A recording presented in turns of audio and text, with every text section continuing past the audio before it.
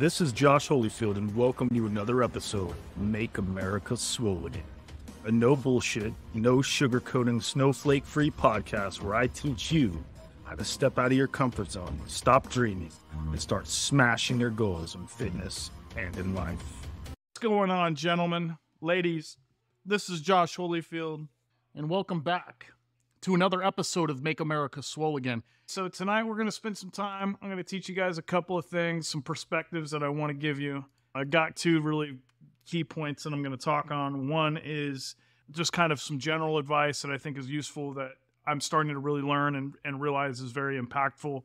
And then the second is more applicable to current events in my life. I'm not going to go into the details of the current events and the drama, but I'm going to give you guys the perspective and kind of my attitude. And I think that the way that I present this information and the perspective that I give you on that second part is definitely going to give you some insight that's going to help you. Okay. If you are new here, do me a favor, man. Drop a comment, introduce yourself, tell us a little bit about you, who you are, where you're from, your history, your goals, and why you're here. The goal with this community and this brotherhood is to make you feel like you're at home. And I'm here to get to know you and offer myself as a resource of knowledge and information and as a mentor to help you get through the times that you're going through. But most importantly, offer this community. And so that's why we're here. If you're new here, I'm glad you're here. I'm very, very thankful that you're here. And if you're not, I know we got a lot of vets here, guys that are already part of the programming and the coaching and stuff. I really love that you guys are here too. So thank you. So like I said, drop a comment. Introduce yourself if you're new, and if you're not new and you are still hanging out with me already, do me a favor, and just before we get started, do me a favor, tap that like button, tap that share button, and let's get this fucking podcast going. What do you guys think? All right, cool. So the first concept that I'm going to talk about tonight, and the thing that I want to give you guys perspective on is first things first. I think one of the most undervalued skills that we often overlook is the ability to keep things simple, right? And so on the other side of that coin, what does that mean? That means that a lot of times we as people have a tendency to try to overcomplicate things for a couple of reasons. What I found is one of the biggest reasons why we as people have a tendency to overcomplicate things is because it gives us a reason, or it justifies our inability or our failure or a lack of discipline or whatever the case may be. It justifies our inaction, right? So if I convince myself and can show or prove to myself and those around me that the thing that I want to do is more complicated than it is, then I have a reason not to pursue that thing and take action. And so we as people have this tendency to try to overcomplicate things so that we don't have to pursue it, because now I have an excuse. The other reason why I found that people have a tendency to try to overcomplicate things is because it feeds their ego.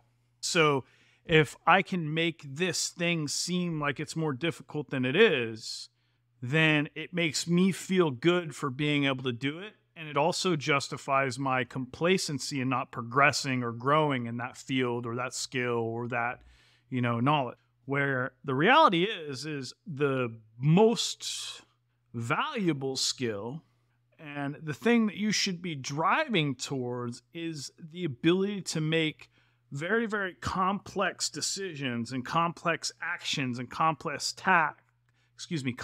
tasks very simple. And so there's a concept or there's an idea that I've taught and I've heard before. I'm not 100% sure where it came from, but it's if you don't have the ability to explain this advanced or complex subject to a fifth grader, then you don't know it well enough. And so the goal isn't to make this seem more complex. The goal is to actually try to make it more simple. And if you guys take the time to read Steve Jobs' autobiography, he actually spends a lot of time talking about how Apple's success really came from his ability to simplify everything, okay? And so what does that mean? Or what does that mean for you? what I think this means for you, and I think my staff, Coach James is on this call, and anybody who's worked for me, they know that my number one goal is to always minimize the number of decisions that I have to make. And so why? Because every decision that I make is adding an additional variable to the overall outcome of my life, right? This is exactly why having what we call standard operating procedures as well as routines are so important. So let me give you an example. What happens if you work in a job where the time, the location, the time and the location are variable? Where I work for this job, but every day it could be somewhere different, and I may start at a different time. Now, every single day, that's a new decision that I have to make on what my routine is going to be, when I'm going to eat, when I'm going to wake up, what time I have to leave for work, what the environment's going to be like when I get there, who I'm working with, where I'm working. There's so many variables. That's why when you work in a job where it's unpredictable every day and you don't know where or what you'll be doing, a lot of times those are the types of jobs that have a tendency to be more stressful, okay? And so on the other side of the coin, the people who have very mundane, predictable, they know exactly what they're going to do type jobs, they have a tendency to be lower stress but higher burnout. And so there's kind of two sides to the coin on that. So what do we want to do in our lives so that we can, I guess the question is, how can we introduce routines, basic tasks, and predictability into our life so that we can minimize the number of decisions that we have to make? That way, all of the basic, mindless, unimportant decisions that we would be making are already taken care of. Then we can spend our cognitive energy towards solving more complex, important problems in our life, right? And so going back to the example that I use for my staff, like when I tell James, when he comes to me and he has something that he wants to do, or he has a goal, or he has an idea, or he has a thing that he wants me to make a decision on, I ask, okay, what's the bottom line?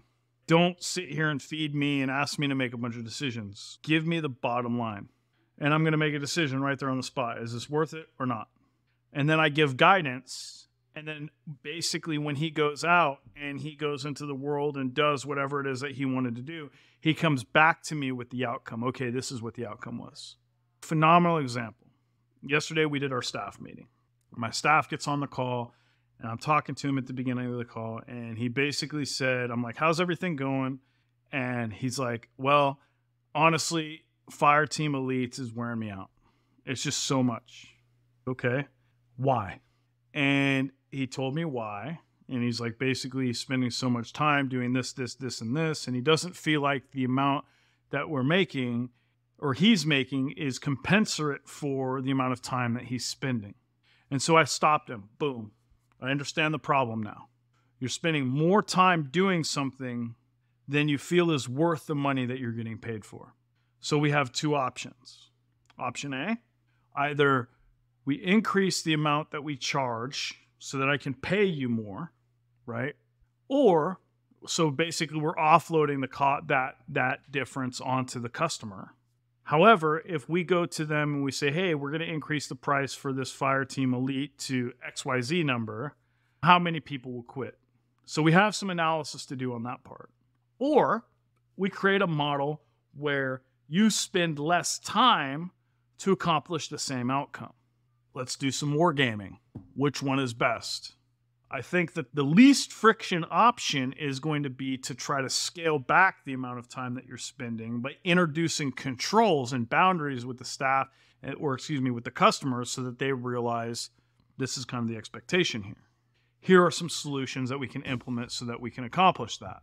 Let's try that first. If that doesn't work and we get some degree of customer unsatisfaction or whatever the case may be, Then we can go back and say, okay, well, if you want more, then we can increase the price. Which one do you want? You see what we can do there? And so now it becomes a conversation of value exchange between the coach and the client. And so we came to the conclusion that we wanted to create a model so that the coach didn't have to spend 10, 12, 14, actually sometimes more hours per day monitoring this chat channel with all these guys, multiple channels, to only get paid a couple grand a month. Where instead we could scale it back and put him into a position where now he's spending 30 minutes a day doing it. And so then he can invest his time going and doing other activities within the business that earn more revenue for the business and obviously in turn make more revenue for him. And so that's the question. How can we minimize the number of decisions that we have to make so that we can address these more complex problems from a place of maximum cognitive energy? Okay. So if you as a person are spending all of your fucking time sitting here figuring out, when am I going to wake up tomorrow? Am I going to go to the gym? What am I going to eat? Where am I going to eat? What are we going to do with the kids this weekend? What does our life look like? And you live in this place of constant chaos where in any given moment you're firing from the hip and you don't have a plan and you don't have predictability. You don't have a routine. You're having to constantly make all of these decisions. Then what you're doing is you're increasing the likelihood that your operation is going to fail, right? We want to decrease the likelihood of failure by decreasing the number of variables. This is basic level CEO shit. Like when I run a business, I don't hire from the bottom up. I hire from the top down. Okay? Top down. Why? Why do I hire from the top down? This is what I did. The very first person that I brought in was a dude who I'm going to have running my fitness company. His name is James. And when I brought him in, I basically hired him. He is my director of operations. His job is to fucking do everything. And I'm training him. I'm teaching him. And he's my right-hand guy. Then when he is eventually to a point where he's ready and I feel confident that he can step into that place and run this business, now I just minimized all of the decisions that I have to make because now he's doing the hires for the other positions in the business. Closers, salespeople, right? Additional coaches. And now I only have one person to talk to as a CEO. Instead of if I hired from the bottom up, I'd have 10 people to talk to, 10 points of failure. If I do a good job by hiring the first guy and making sure that decision was the best decision that I can make for the future and the success of the company, then now I had one decision to make instead of 10. You see what happens here? Now, take that same concept and apply it to your life. You're struggling with discipline. You're struggling with motivation. You're struggling with consistency. You're struggling with creating what you think you need is balance between your relationship with your family and your job and yourself. But the fact is what you need is you need to minimize the number of decisions that you have to make and have a plan in place so that things like when you wake up, what you're eating, what you're going to wear, if you're going to the gym or not, what your workout routine is going to be, those things are all taken care of. Your food's planned out. Your weekend's planned out. And this is why it's so fucking important for you as men to have a good wife. Because women are designed to want to plan and multitask, and they can bounce all over the place and put things into position. In your home, you should be the CEO where you're making the high-level decisions. This is the intent. This is what we're doing. These are our systems of values. This is me leading by example. This is what I expect from my family. Your wife should be the director of operations. She should be the one making those things happen, running your home while you're working and providing for your family. You have that intent being applied to your life or to your home. Your kids are being raised that way within that system of values. The errands are being run. Your wife is executing that intent. That should be her role. In a perfect situation, as far as what we see as the traditional family roles, masculine, feminine, husband, wife, that we see, it should be the man is the CEO, wife is the director of operations.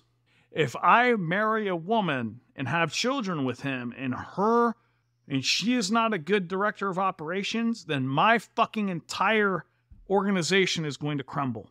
Because you cannot be the CEO who's going out into the world and slaying dragons and providing and doing the things that you do and not have this person, your wife, running shit at home and making sure that place is operating.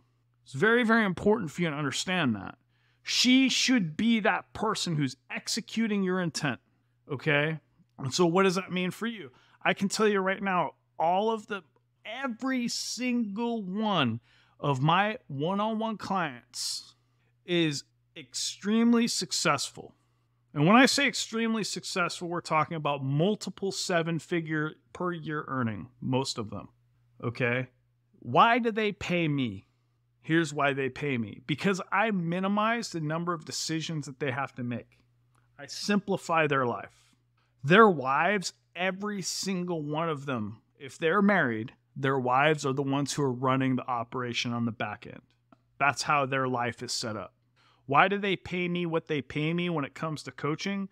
Is because I come into their life and what I do is I create a routine, meals, nutrition, training, and I implement a routine into their life that's most conducive to them living the lifestyle that they want to lead while making the least amount of decisions possible in doing so.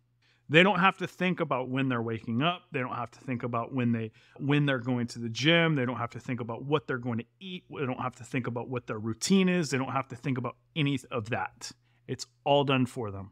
And if they need somebody to solve that problem for them, they don't think about it. They pay for it. They outsource somebody solving that problem for them. You guys have to understand that is so much more valuable than you think it is. Because if I'm a multi-7-figure man and I'm making very big, impactful business decisions on a day-to-day basis, plus I have a family that I need to take care of, I have a wife that I need to take care of, I have my business that I need to take care of, I have my relationship with myself to take care of, plus I have my relationship with God that I need to focus on, and I have all these things that I'm doing. What I need to be able to do is streamline this process and create very, very specific boundaries with myself and with those people in my life so that I can make the most effective and efficient use of the time that I'm allotted on a day-to-day basis. So when we step into a place where we go from living in a life of chaos, where we're having to make a multitude of low-level decisions on a day-to-day basis, to stepping in a life of structure. Now what we can do is we have the ability to align our schedule, our timelines, the things that we do with the priorities that we have in our life, and then creating predictability and structure within that so that we can ensure with 100% certainty that the actions that we're taking are bringing us closer to the outcomes that we want to create without thinking. Then when we do that, all it becomes is just a matter of consistency.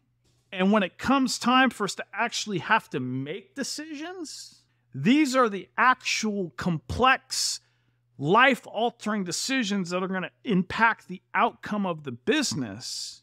And we can spend more cognitive load, more cognitive energy on those decisions because we've excluded all of the bullshit. So understand, it's not so much about discipline. Obviously, having discipline is 100% required in order to create these conditions. But you understand is if you are a high-level CEO or COO, John Dock, he just commented on YouTube, he said, facts. This is the type of guy who is operating his home, his business, which has hundreds of employees, and he's managing multi-millions dollars worth of deals and operations on a day-to-day basis. He has to minimize the number of decisions that he needs to make. Otherwise, a guy like that is going to become overwhelmed. You only have so much cognitive capacity. And it doesn't matter who you are. If you are spending your energy and your time focusing on the wrong fucking decisions, then you're never going to come to a place in your life where you're actually making the decisions that matter, that are going to push you closer towards the goals that you have in your life. Okay? So this is incredibly important. You need to know every fucking day, when am I waking up? What time? When am I going to the gym? What are my workouts going to be? What am I eating? When am I eating? How is that going to be prepared? Have that set in stone. What time do I get to work? What is my morning routine? When I work, what benchmarks do I need to go through on a day-to-day basis? Do I have that planned? When I get done with work, what am I doing with my family? What time is allotted for them? What time do I have allotted on a day-to-day basis for my wife, for myself, for God? And what happens is if you go through your day and you simplify it like that at the most basic level, it makes it so much easier because now there's so many less decisions that you have to make.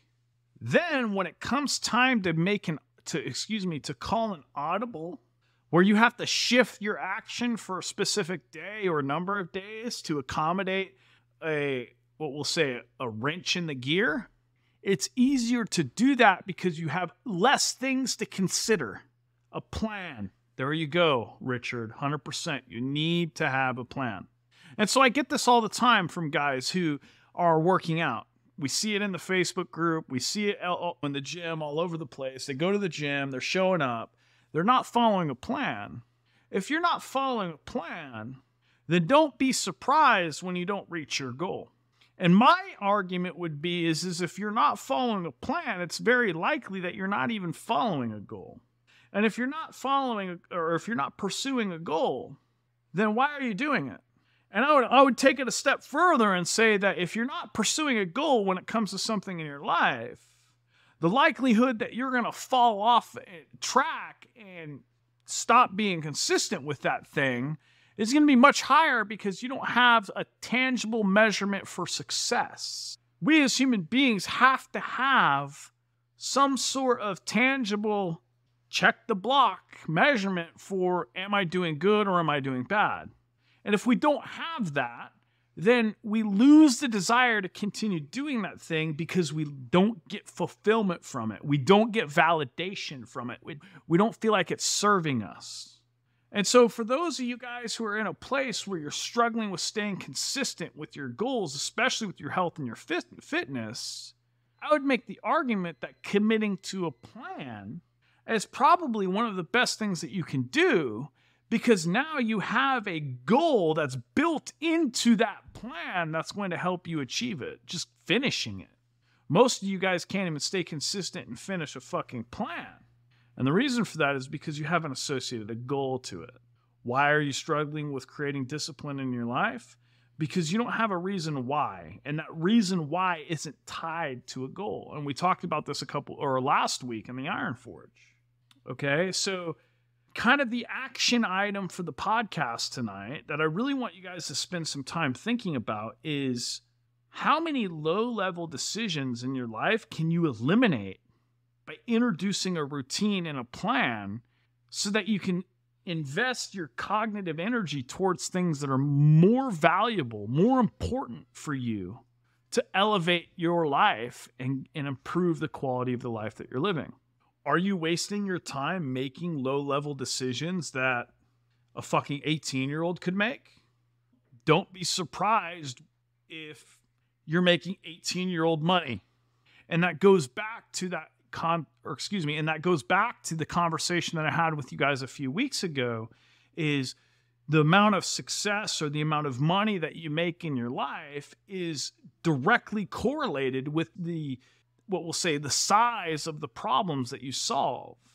If I, as a man, have the ability to solve bigger, more complex problems for the world, I'm going to make more money. I'm going to be more successful. If I don't have the ability to solve big problems and I'm still focused on small burger flipping size problems, then I'm not going to make as much money.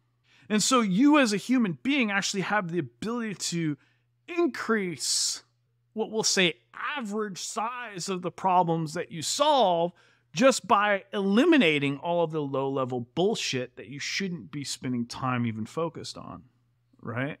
So hopefully that's valuable for you. Richard, I would say not a backup plan. A backup plan is a plan to fail, okay? What you have is a plan that aligns with your priorities. And if your priorities shift, then you call an audible. You don't have a backup plan, because if you have a backup plan, what you're saying is that the things that you've originally prioritized are no longer important. I'm planning to fail when I have a plan B. Put all of your eggs into one fucking basket, okay? You can have contingencies in place. If my car breaks down, I'll do this. If I shit my pants, I've got an extra pair of underwear. Be prepared, mitigate risk, but don't have a backup plan, because those are two different things. Okay? All right. And so the second thing I wanted to spend time talking about, and the reason why I am shifting here, is because, like I said, I had a couple things that have some personal stuff that's been going on in my life, right? And so what I'm going to do is, if you guys look on my Instagram or my Facebook, the most recent reel that I posted is me lifting weights to a Andy Frisella soundbite, okay? And basically what Andy is saying on the soundbite is, have you ever noticed how when you as a person start to pursue something different, change the paradigm, step off of the beaten path and start forging your own path and doing your own thing, you do what would be considered abnormal in your circle of friends or family or the people that you're surrounded with. The very first thing that those people do is start to point the finger, shame you, make fun of you, persecute you, tell you you're going to fail, or even tell you that you should play it safe. Why are you doing that? We've talked about this a multitude of times before. We've had situations with customers and clients and listeners where they even say that their wife isn't supportive of them pursuing their health journey. She likes him being overweight. She likes the dad bod. He's spending time away from home when he should be spending time with his family. The list goes on. And I can tell you right now, 100% of the wives who fucking say that to their husbands are fat, in my experience. I've been doing this for a long time. If your wife is not supportive of you pursuing your health, it's because she's fucking fat and she doesn't want you to. Because what does that mean? If you lose all the weight, now she's the fat wife. It's a fact, okay? And I may have said it and it may hurt some feelings. And if you're a wife and you're listening to this and you're fat, I could tell you right now, the worst, absolute worst thing that you can do for yourself and your kids and your future is to encourage your husband to be a lesser version of himself, because it makes you feel more fucking comfortable. Get off your ass and make a change. Okay?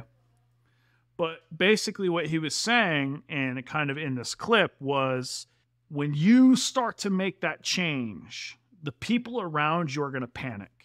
They're going to start blaming you. They're going to start pointing fingers, right? They're not going to get it. They're not going to understand, okay? You believing in yourself and wanting to step forward and make a change and shift the paradigm and break the cycle, how dare you? How dare you? Because we're all living our lives and we've accepted that this is what it is. And just by you breaking off and making the decision that you're going to go do it and make that change and change the expectation and rewrite the script, you're proving all of us wrong. Fuck you for doing that. How dare you do that? How dare you put that pressure on me to make my decision for mediocrity and monotony and living in a place where I'm okay with being less a bad thing. Fuck you for being better. That's what they think. You have to understand that you making a change in the relationships that you have in your life, they're not about you. You are not the main character in their story, they are. And the only reason why you exist in their fucking story, and the only reason why you exist in their life is 100% because you justify, you support, you are part of the story that they're telling, this truth that they've convinced themselves is reality, and it's safe. And so what happens when you start on a path in pursuit of greatness and being better and improving your life and breaking that cycle? You now alter the script in their story. Suddenly their excuse is no longer valid. Suddenly they have a risk of no longer being the main character, the hero in their own story, and they fucking hate you for it. And they will criticize you. They will try to knock you down. They will hurt you. They will try to manipulate you. They will guilt trip you. They will do everything in their fucking power to try to pull you down because you decided to be better. Because you drew a boundary. Because you are pushing for greatness and you are not accepting any less. You have stopped negotiating. I know what it feels like, and I've fucking been there. And here's what I'm going to say. Fuck them. Fuck them. Fuck them all. If that person is not contributing to your growth, then they do not deserve a seat at the table. Period. It doesn't matter who it is. Your wife, your kids, your mom, your dad, your sister, your cousin, your brother. It doesn't matter. Your boss. If they are not contributing to your development and your growth, then they do not deserve a seat. And you are not obligated to give it to them. Period. This is your life. You have one of them. And for every second that you spend negotiating with your life and and compromising your values and the person that you want to be and the life that you want to live for somebody else, you're wasting it. You're wasting that life, and you will regret it. There are men who I've been working with since we started this Iron Forge years ago, who are in their 40s and in their 50s, who literally spent their entire lives trying to please others, and woke up one day and realized that they had nothing to show for their entire life because they negotiated their values. They negotiated the life that they wanted to live. They negotiated and compromised the man that they wanted to be. And now they're coming to the tail end of their life, and they feel like they're having to start from square one. You don't have to do that. You don't owe anyone anything. You don't owe them shit.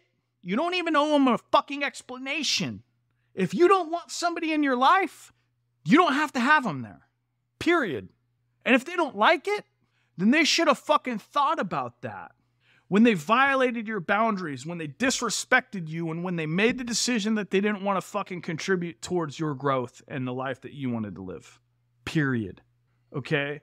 So the number one and absolute best piece of advice that anyone has ever given me was this.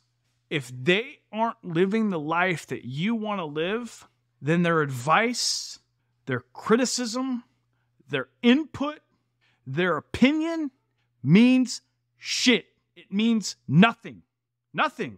The other piece, the other perspective that you need to put into place is criticism only goes up. So if they're judging you, if they're laughing at you, if they're disrespecting you, if they're criticizing you, if they're trying to drag you down or hurt you, it's because they're fucking jealous of you. And they want what you have. And they know that they can't do what you do. They can't create what you've created. And so as a way to make them feel better, they would rather pull you down. You owe them nothing. Nothing. The biggest mistake that you can ever make in your life is valuing the opinion of the wrong people. I'll say that again so you fucking hear it twice. The biggest mistake that you can ever make in your life is valuing the opinion of other people, because you are fucking lying if you tell me that you don't give a fuck what other people think of you. Everyone cares what other people think of them. It's not a matter of losing that. It's a matter of changing whose opinion you value. And if you're not surrounding yourself with people who have valuable opinions, then the quality of your life is going to suck. I would venture to say that the quality of the opinions of the people that you surround yourself is a direct representation of the quality of your life. If I value the opinion of fucking losers, then I'm going to be a loser. If I value the opinions of winners, then I will be a winner. So why are you worried about what some fucking loser thinks about you? They're a loser. And if you are a loser, the reason why you're a fucking loser is because you valued the opinions of losers. You want to change your life? You want to change who you are? You want to change the degree of success that you live with? It's time you start spending your time around people whose fucking opinions are worth a shit. And when I say opinions are worth a shit, start spending your time around people whose lives you'd like to live. So look around you, boys. I would rather walk through this life alone, isolated, than walk through my life surrounded by fucking victims, losers, people who make excuses, liars, cheaters, manipulators, narcissists. I would rather isolate and be the black sheep and suffer the criticism and I would be okay with them hating me and being alone on my island than having to fucking be like them. And so I'm going to close this podcast with this perspective. Most of you guys are so worried about what the 99% thinks. You do, you act, you behave, you listen to, and you value the fucking opinions of the 99%, yet you want to be the 1% and you wonder why you can't. Step one to being that 1% man is not even thinking about these other fucking 99. Not even considering their opinions because they are meaningless. They're meaningless. I don't even fucking waste my time arguing with them. I give them zero of my energy. They comment on my Facebook posts and my ads all day long. And guess what I do? I let them sit there and fucking while I'm over here winning. While I'm over here focused on making the actual decisions that matter. They're worried about me. I don't even know they fucking exist. Think about that. So those are the conversations I wanted to have with you guys. I think that last one was a clapper. I hope it was valuable for you guys. So just real quick, let me transition. We're just under an hour here on the podcast tonight. Let me transition for you. Tomorrow morning, very first thing, bright and early, I'm waking up probably 5 a.m. I'm going to go to jiu-jitsu. Before I head out for jiu-jitsu in the morning, we are going to open registration to Fireteams. So what does that mean? As it stands right now, I have 12 slots. The next Fireteam training opens tomorrow morning. Like I said, it'll be around 5 a.m.